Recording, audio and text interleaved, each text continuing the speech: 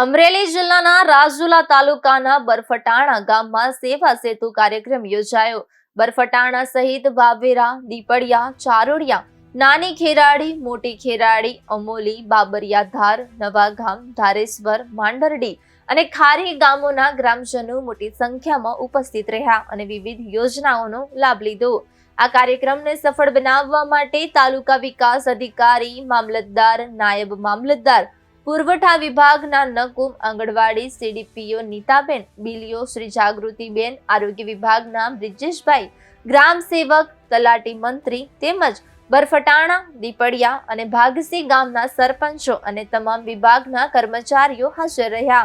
કાર્યક્રમનો મુખ્ય ઉદ્દેશ્ય ગ્રામજનો સુધી સરકારની સેવાઓ અને યોજનાઓ પહોંચાડવાનો હતો, જેને સફળ બનાવવામાં તમામ અધિકારીઓ અને ગ્રામજનોની સહભાગિતા સફળ રહી।